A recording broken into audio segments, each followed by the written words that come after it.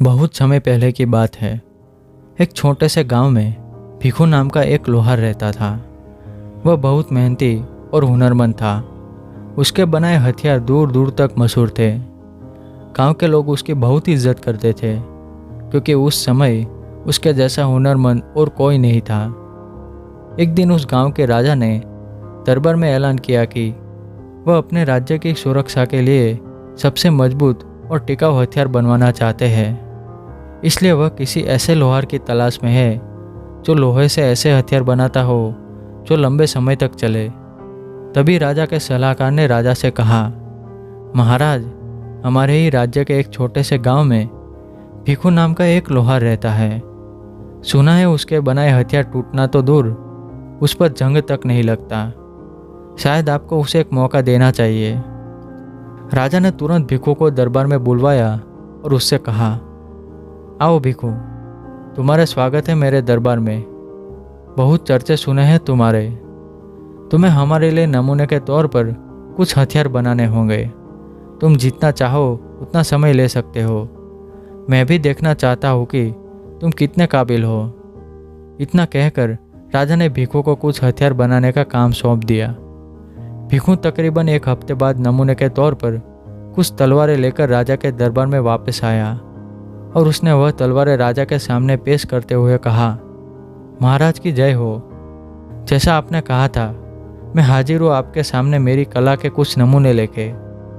राजा ने उसकी बनाई हुई एक तलवार उठा के देखी तो वह दंग रह गए।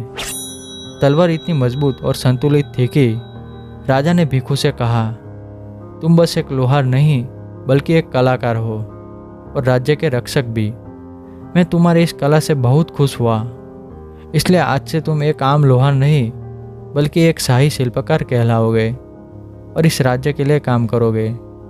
यह कहकर राजा ने भिखू को सोने की मुद्राएं, कीमती वस्त्र और सम्मान से नवाजा।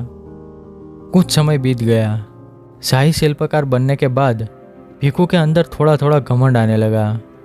अब वो आम लोगों से अलग तरह के कपड़े पहनता, पहले से अमीर था और राजा ने खुद उसे सम्मानित किया था। अब वो अपने गांव के लोगों को तुच्छ समझने लगा। जो लोग पहले उसके साथ ही काम करते थे, वो उनसे अब ठीक से बात तक नहीं करता था। कोई पुराने हथियार की मरम्मत करवाने आता तो भिखू उससे कहता, मैं अब कोई मामूली लोहार नहीं हूँ, मैं अब राजा का शाही शिल्पकार हूँ और राजा के लिए काम करता हूँ। तुम्हारे छोटे मोटे हथियारों के लिए मेरे पास वक्त नहीं है।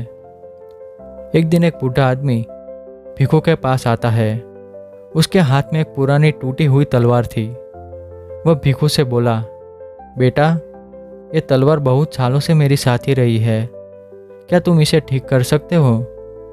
भिखू ने तलवार को देखे बिना ही कहा, माफ़ करना बाबा, अब मैं ऐसे पुराने हथियारों पे काम नहीं करता।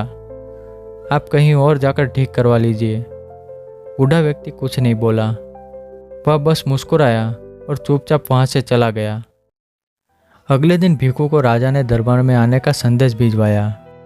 संदेश मिलते ही भिखू बिना देर किए राजा के दरबार में हाजिर हो गया। पर वहाँ उसने देखा कि कल जो बूढ़ा आदमी उसके पास आया था, वही आदमी आज राजा के बाजू में बैठा हुआ था। भिखू ये देखकर चौंक गया और उसे अंदर ही अंदर एहसास हो गया कि उसने कोई तो बहुत बड़ी गलती कर दी है। राजा ने उस बूढ़े आदमी की ओर इशारा करते हुए कहा, भिखू, तुमने कल जो बूढ़े आदमी को मना किया था, वह कोई और नहीं, मेरे शस्त्र गुरु है। फिर राजा ने क्रोधित होकर कहा, एक समय था जब तुम अपने हुनर से लोगों का दिल जीतते थे, पर आज तुम्हें अपनी काबिलियत पर नहीं, अपने घमंड पर गर्व है। जो इंसान दूसरों को छोटा समझे वो कभी बड़ा नहीं बन सकता। मेरे दरबार में हुनर के साथ विनम्रता चाहिए, अभिमान नहीं। इसलिए आज से मैं तुम्हें इस पद से मुक्त करता हूँ। राजा ने भिखू से उसका पद और सम्मान वापस ले लिया और उनके गुरु के साथ वहाँ से चले गए। इस कहानी से हमें यह सीख मिलती है कि काबिलियत इंसान को ऊंचाई तक पहुंचाती है, लेकिन वही काबिलियत जब अभिमान बन जाए तो वही ऊंचाई उसका पतन भी बन जाती है। हुनर रखना एक अच्छी बात है और उस पर घमंड करना बिल्कुल सही नहीं है। जब इंसान अपने ही गुणों पर घमंड करने लगता है तब वो अपने पतन की ओर बढ़ने लगता है। जो अपनी जड़ों को भूल जाते हैं वक्त उन्हें फिर जमीन पर ले आता है।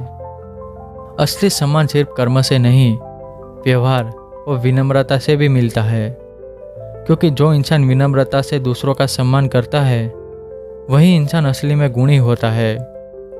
इसलिए अपने जीवन में कभी भी घमंड मत करना, क्योंकि घमंड इंसान को अंदर से खोखला कर देता है।